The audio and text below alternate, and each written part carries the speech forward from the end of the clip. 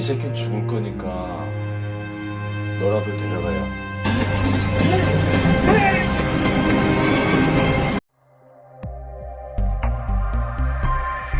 Assalamualaikum bro, kembali lagi di Theater Zone. Kali ini kita akan mengulas film keren dari Korea yang berjudul Project Wolf Hunting. Film diawali di tahun 2016 dengan memperlihatkan ada sebanyak 47 penjahat asal Korea yang ditangkap setelah mencoba kabur ke Filipina dan dibawa kembali ke Korea menggunakan pesawat.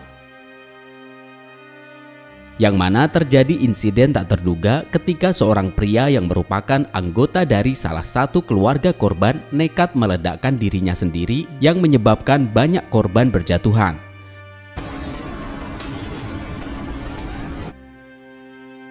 Kisah dilanjutkan di tahun 2022 ketika sebanyak 20 penjahat berhasil ditangkap dan akan dibawa pulang ke Korea. Namun mengingat kejadian di tahun 2016, pemerintah memutuskan untuk menggunakan kapal kontainer sebagai kendaraannya demi mencegah warga sipil atau keluarga korban melakukan bom bunuh diri seperti insiden kelam 2016 lalu. Yang perlu digarisbawahi adalah para penjahat ini ternyata bukan penjahat ecek-ecek, tetapi merupakan penjahat dengan peringkat tertinggi di Interpol. Sehingga ditugaskanlah polisi berpengalaman untuk mengawal para penjahat ini untuk tiba di Korea. Dari sekian banyak tahanan, ada satu penjahat bernama Jung Do yang merupakan pelaku pemerkosaan dan pembunuhan terhadap lebih dari 30 wanita. Di mana Jung Fo yang memiliki tato di sekujur tubuhnya ini pun mengejek sang bapak kapten polisi yang kita panggil aja si kapten. Sehingga Jung Do dihajar tepat di depan semua orang yang menunjukkan bahwa jangan main-main dengan polisi ini. Nah, beralih ke Korea, tepatnya kantor pusat komando yang mengawasi perjalanan ini. Di situ ada bapak komandan yang menjadi pimpinan dalam misi pemindahan para napi ini.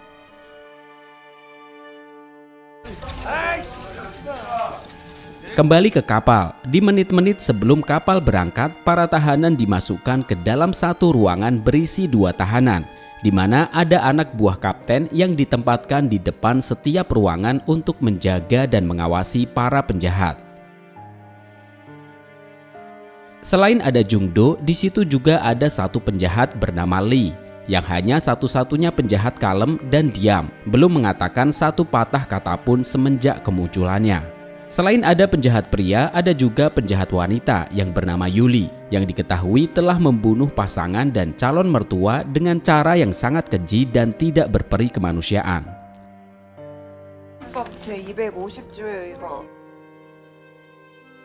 Di sisi lain, kita akan diperkenalkan pada seorang dokter beserta asistennya yang sengaja ditugaskan di dalam kapal ini kalau misalnya ada yang sakit dalam perjalanan. Yang mana dokter ini yang bersikap sangat tidak wajar dan membawa beberapa alat yang tidak lazim untuk seorang dokter biasa.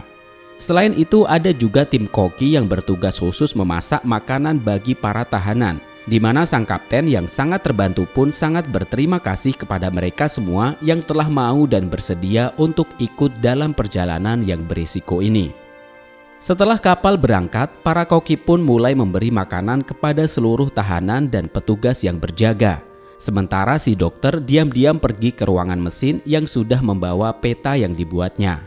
Dan kita akan terkejut saat mengetahui jika tak hanya penjahat peringkat tertinggi saja yang dibawa ke kapal ini, melainkan ada satu tahanan yang bernama Alpha yang sedang dalam kondisi tertidur yang ditempatkan di kotak besi. Dan sang dokter ini mendapat tugas rahasia dengan menyuntikkan obat bius agar tahanan ini tetap tidur. Sampai di sini jelas bahwa ada tujuan rahasia yang tidak diketahui oleh kapten termasuk awak kapal. Apalagi ketika komandan diam-diam membuka dokumen top secret. Sudah jelas bahwa ada rahasia yang sedang disembunyikan oleh komandan dari anak buahnya. Ketika tengah malam tiba saat para petugas mulai lengah, hal itu dimanfaatkan oleh Jung Do dengan mengeluarkan kawat kecil yang sebelumnya sudah ditanam di bawah kulit lidahnya. Di saat bersamaan, kita kembali akan dikejutkan dengan sebuah fakta bahwa para koki ini adalah bukan koki asli, melainkan rekan Jungdo yang sama-sama penjahat kejam, di mana mereka sebelumnya telah membunuh para koki asli agar mereka dapat masuk ke dalam kapal ini.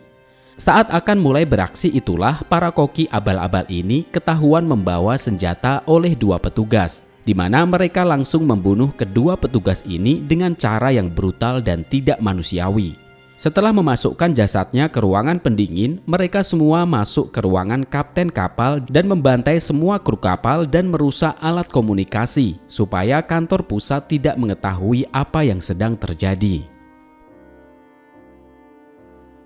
Kembali ke Jungdo yang berhasil memancing satu petugas untuk masuk, di mana Jungdo langsung menyerangnya dengan cara menggigit telinganya sampai putus. Yang di saat bersamaan muncullah sebagian koki abal-abal yang membantai seluruh petugas yang berjaga, sehingga Jungdo bisa leluasa menghabisi satu petugas tersebut.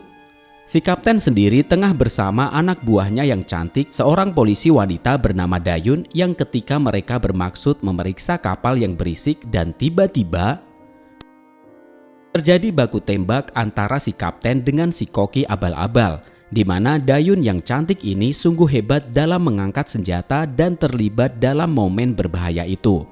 Setelah berhasil membunuh si ketua koki, Dayun mencoba untuk bertanya kepada satu kru kapal yang berhasil selamat mengenai apakah ada cara lain untuk menghubungi pusat, di mana si kru pun mengatakan ada telepon satelit di ruangan mesin yang merupakan satu-satunya cara agar mereka dapat menghubungi kantor pusat. Kembali ke Jungdo yang berhasil membebaskan semua penjahat sekaligus menguasai kapal ini, di mana Lee tidak setuju dengan aksi ini pun menyarankan Jungdo untuk urungkan niat karena terlalu gegabah dan bisa membuat semuanya celaka.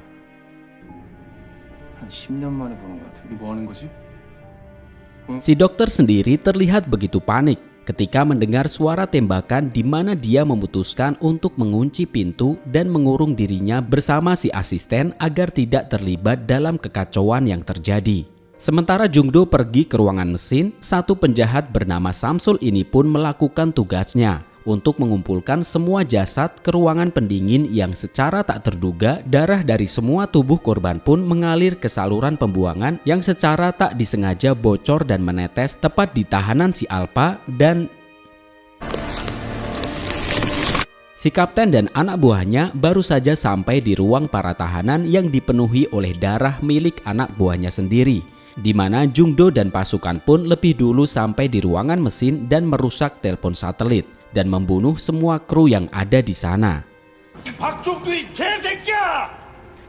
Tiba-tiba muncullah si kapten dan tim yang menyergap mereka, dan terjadilah penangkapan dengan pertempuran tangan kosong.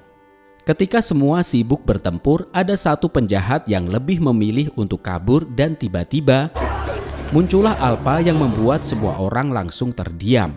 Meskipun kedua matanya tertutup karena dijahit, namun Alpa bisa melihat dengan spektrum panas tubuh layaknya binatang serigala, di mana dia memiliki kecepatan dan kekuatan melebihi manusia normal yang membuat semua yang dilawannya tewas. Jungdo mulai takut, memilih untuk kabur dengan menembak secara membabi buta. Dan kemudian Alpa akhirnya berduel dengan Jungdo dan Alpa mengalahkan dengan sangat mudah. Tersisa Lee, Kapten, Dayun, dan kakek Napi. Mereka berempat dihampiri Alpa, di mana Lee berhasil menahan serangannya sekaligus sempat melihat dan mengenali tanda nomor pada dadanya yang sepertinya Lee mengetahui sesuatu yang tidak diketahui oleh semua orang. Mereka berempat pun akhirnya selamat setelah menutup pintu baja otomatis. Sementara komandan menggunakan telepon satelit untuk mengetahui apa yang sebenarnya sedang terjadi. Dan beliau benar-benar geram ketika menyadari para penjahat itu membuat onar di dalam kapal. Yang tak lama kemudian muncullah telepon dari seseorang yang nampaknya sangat penting bernama Direktur Pio. Entah siapa Direktur Pio ini, tetapi dia memiliki tanda di dadanya seperti Alpa, di mana si komandan diperintahkan untuk segera ke kapal dan membereskan kekacauan tersebut secepat mungkin. Saat Alpa menyerang ruangan si dokter dan asistennya, yang mana dokter itu kabur dan si dokter tak sengaja bertemu dengan kapten dan tim, dan saking takutnya si dokter keceplosan mengatakan bahwa perjalanannya untuk membawa tahanan Alpa ke Korea, yang mana si dokter hanya dibayar untuk menyuntik tahanan Alpa selama 6 jam sekali agar tetap tidur. Di ruangan lain, kita melihat Samsul dan anak buah baru saja bertemu dengan Yuli dan asistennya. Sementara satu polisi wanita sudah dalam kondisi terikat tanpa mereka semua menyadari jika ada sosok monster yang sebentar lagi akan menghampiri mereka semuanya. Pada akhirnya si kapten bertemu dan berduel dengan mati-matian dengan si Alpa. Walaupun si kapten berhasil memutus lengan kanan si Alpa, tetapi dia tetap saja berdiri kokoh dan semakin beringas. Hingga akhirnya sang kapten pun tewas. Giliran Teh Yuli yang terakhir diburu, berusaha sembunyi dengan berpura-pura berbaur dengan para mayat, dan Yuli pun berhasil mengelabuhi Alpa. Lee dan 3 orang lain berhasil sampai basement di mana tempat Alpa ditahan, dan di situ mereka menemukan dokumen data Alpa di mana ternyata Alpa merupakan tentara di tahun 1943. Alpa dikirim ke Filipina pada saat Jepang melakukan penjajahan. Dia dan rekannya ditangkap pihak Jepang. Lantas dia dijadikan percobaan proyek senjata dengan kemampuan 5 kali lebih kuat dari manusia biasa. Dan Alpa merupakan spesies percobaan yang susah mati. Sementara itu, komandan yang baru saja datang ke lokasi kapal dengan membawa pasukan khusus yang disuntik serum khusus untuk meningkatkan kecepatan dan kekuatan untuk membereskan dan membawa Alpa. Sesampai di kapal, komandan bertemu dengan Lee, dan sedikit flashback kita akan dikejutkan dengan kisah Lee yang ternyata memiliki tanda serupa seperti Alpa dan Direktur Pio. Yang mana Lee adalah salah satu subjek percobaan yang dimana Lee sengaja ikut rombongan penjahat agar bisa ketemu dengan komandan. Dahulu ada beberapa kawannya adalah korban penculikan untuk subjek percobaan, yang dari semua subjek tak ada satupun yang berhasil dari percobaan itu, kecuali hanya Lee. Dari situ Lee memutuskan untuk hidup normal dan memiliki keluarga kecil. Yang kemudian komandan datang untuk membunuh keluarga kecilnya, yang membuat Lee memutuskan untuk membalas dendam kepada komandan dan organisasi rahasia tersebut. Tak lama kemudian muncul Alpa yang membuat seluruh perhatian menuju kepadanya dan membuat terjadinya pertempuran yang penuh adrenalin. Kemudian diperlihatkan bahwa komandan ternyata juga pengguna serum yang kekuatannya lebih besar daripada subjek yang pertama. Itu yang membuat komandan berhasil mengalahkan Alpa dengan sangat mudah. Tersisa Lee dengan komandan yang berduel dengan kekuatan super soldiers. Tetapi Lee masih terlihat kewalahan melawan komandan yang memakai serum lebih besar kekuatannya. Dengan motivasi balas dendam yang kuat, akhirnya Lee berhasil menendang komandan ke laut, dan Lee ikut terjun untuk memastikan bahwa komandan itu tewas. Beralih ke tempat lain di sebuah markas rahasia, kita akan melihat fakta bahwa Direktur Pio adalah teman tentara si Alpa di tahun 1943. Dari semua subjek yang ada, Direktur Pio tertarik dengan subjek yang masih muda yang ternyata itu adalah anak dari Lee yang dulu tidak jadi dibunuh. Dan Direktur Pio terlihat akan menyiapkan misi besar untuknya. Kemudian terlihat Lee yang berhasil selamat dari lautan. Nampaknya film masih akan berlanjut ke sesi selanjutnya karena Lee belum tahu kalau ternyata anaknya ini masih hidup. Dan film pun tamat. Nah, itulah sedikit alur cerita tentang Project Wolf Hunting. Nantikan kelanjutan ulasan film terbaik dari kami Theater Zone. Tetap sehat, tetap semangat, tetap support kami, dan wassalamualaikum.